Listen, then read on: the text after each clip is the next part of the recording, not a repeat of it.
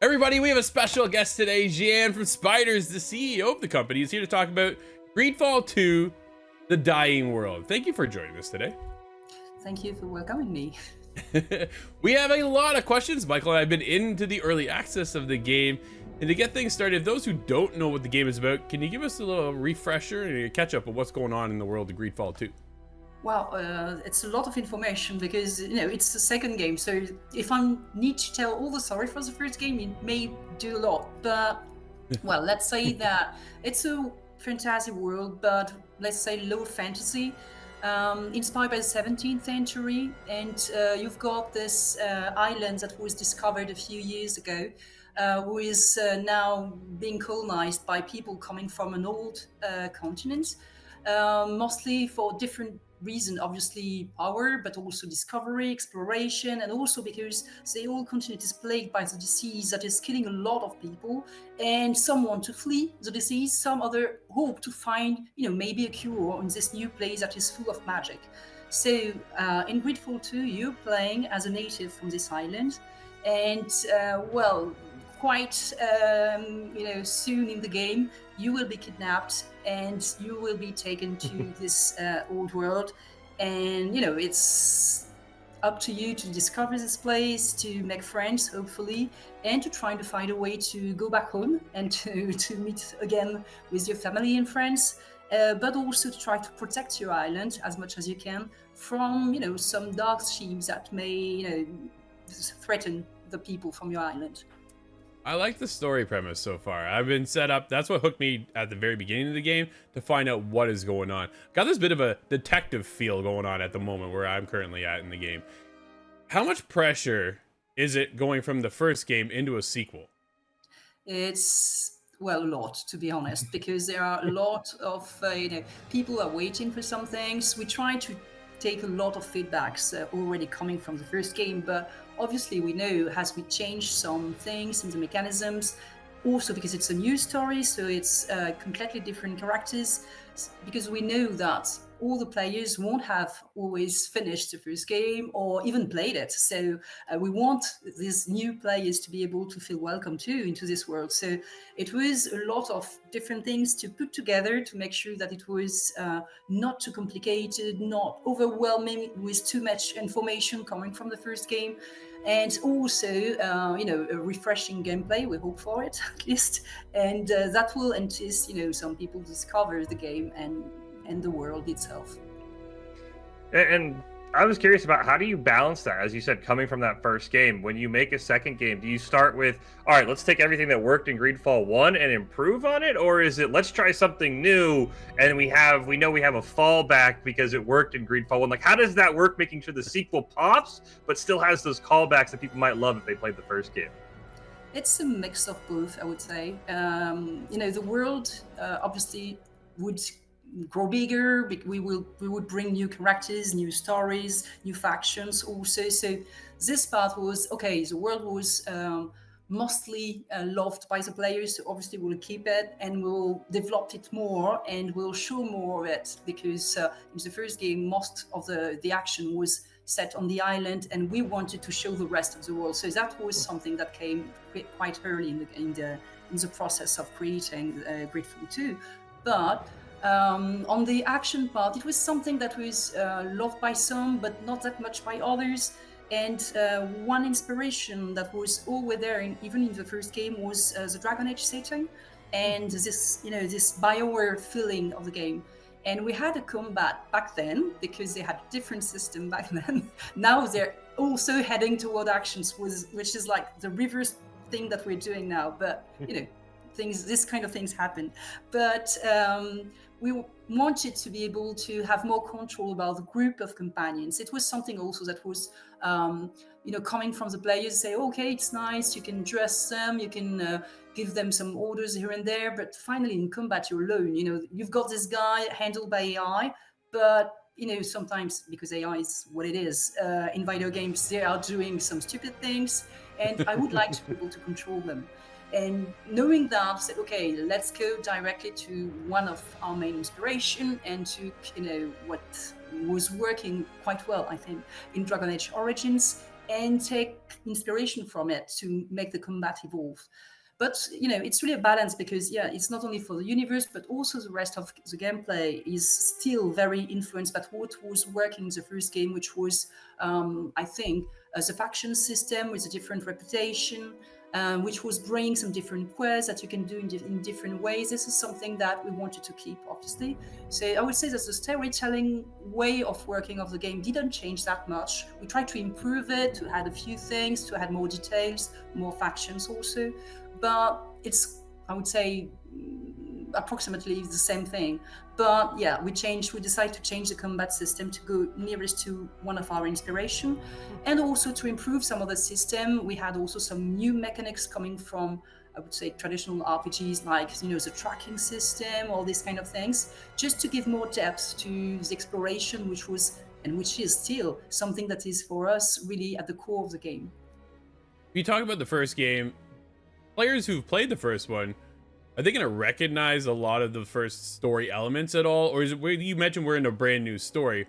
So what do players who are returning get from the old game? We can see returning characters, any little story, Easter eggs, anything like that at all? Yes, you will meet some famous characters of this world, obviously. Mev, for example, which was an important character in the first game, is coming back, and she's now not just someone you are trying to convince to help you. She's the master of the Doneigada, which are the sages of this world, and she's your master then, because you're trying yourself to become a Doneigada. So she has an important role in the story. But a lot of other characters will come back, some just for a cameo, some will stay a little more longer and will take even more depth into the story, because somewhere they're just passing by in the first game and now they're becoming more important. And obviously the other way around, some were more important and are just now coming just to say hello. But regarding the main characters, and especially the events, you will learn for events coming from the first game, but it can also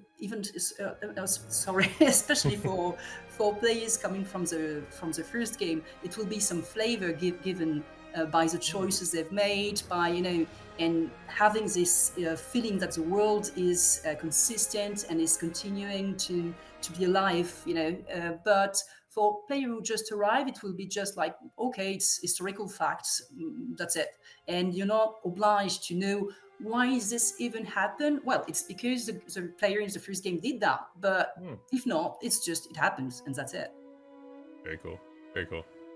Yeah, I like that a lot, because Drew and I were talking about before we started, we both dabbled in the first game, but we didn't go all the way through it, so it's nice to know that we're not missing out on anything. I really do like that. So right now, Greedfall 2, it's in early access. What do the goals for the team look like for the rest of 2024? If we're speaking to you a year from now, what do you hope to see the next 6 months and a year for Greedfall 2 going forward? Honestly, the goal of this early access was really to be able to work with our players. It's something it's always super frustrating when you're developing a game and you release it, and then you have to move to the other one because it's finished. It's supposed to be closed. Okay, you will patch it here and there and debug it, and maybe had a DLC, but that's the end of it. And most of the time, it's too late to really change some mechanics to make them really evolve into a deepest way. So that's why we thought that it would be interesting. Obviously, it's difficult for us. It's also because it's a lot of information to take back from the players. We need to analyze all that to make sure that we're making the right choice, to communicate also a lot with the players, as much as we can at least, while still working with plenty of other things that we're planning to release during the early access. So it's really a lot. But it's also super exciting that finally we can work with the players to make the game better. So yeah, we're actually, we've got all this feedback. We read a lot. This is super interesting. We should keep that idea. Or this, UI aspect should completely change. They're right. We've been wrong on that point. So we're trying to take all that, and we are planning not only the hotfix that will come, obviously, in the coming weeks and, regularly until the end, but also for all the updates we're planning. We're even changing actually things that we were planning for the next update, just to make sure that we're reacting and trying to listen as much as we can from the community. Sounds awesome. When you release something into early access, How much of the game do you actually put in there? Like, it's not a complete start to finish, is it? Actually, you've got something that should be, I would say, quarter of the final game or something. So there are really a lot of new things that will come. Some will arrive during the updates. So, for example, we are already planning an update that should arrive, before the end of the year. That should bring some more content. So I don't want to, reveal too much because we're trying to also keep things so we can change also something depending once again of the feedbacks. But yeah, some new levels will arrive, new environments, new places to discover, new quests, one new companion. So plenty of new things. And the more we'll go into the updates till the final release.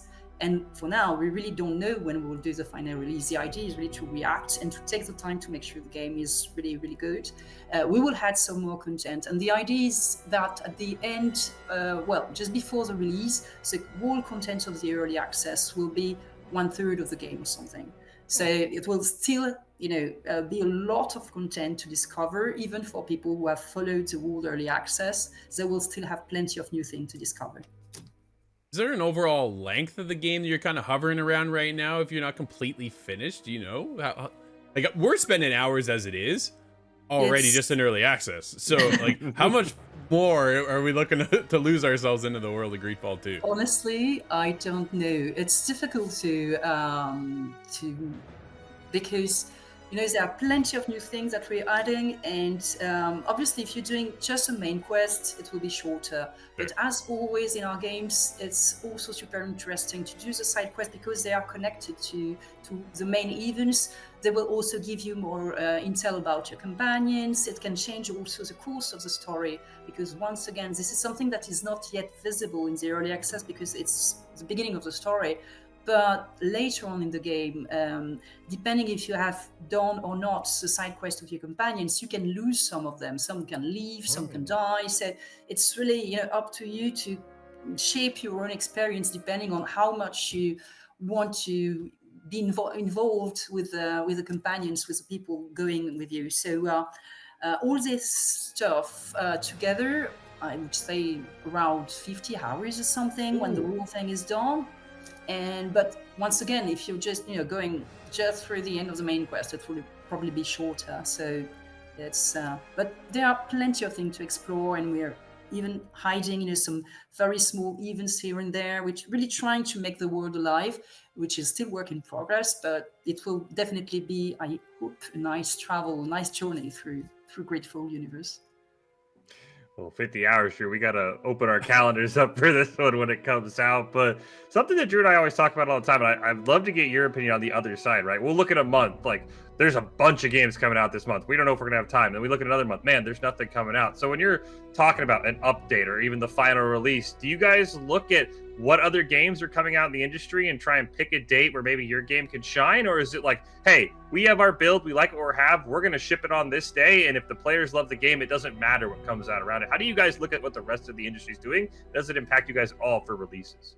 Well, to be honest, most of the time, the release dates are chosen by the publisher, not by us. So, yeah, I'm totally true. Fair. Point. We are trying, obviously, to, especially for the updates, I think it will be a little different because we've got, players already involved into the game. And even if we will obviously avoid to release one update just in front of, I don't know, for example, Dragon Age, the next one, very what. But we're trying to not take too long to release this update because we know that the players are waiting for them. So the idea is to find the right moment when it's, I would say, nicely cooked, and when it's also, a nice moment, obviously, to just not arrive in front of something too big. But first, especially for the updates, the release will probably be different, and this will definitely be a decision coming from the publisher. But for the updates, it's more like looking for right moment, but especially when it's nicely done. Very cool. Very cool. Jehanne, we don't want to take too much more of your time. We appreciate you joining us here on the show. It's been an absolute blast. Everybody, make sure you go check out Greedfall 2: The Dying World. It is out right now, Steam Early Access. But it is coming out on other titles and other platforms in the future, correct? Yeah, the release will also be on console, so PS5 and X series. Nice. Thank you so much. Let's head back to the show. Thank you. Thank you so much. We did what we had to do.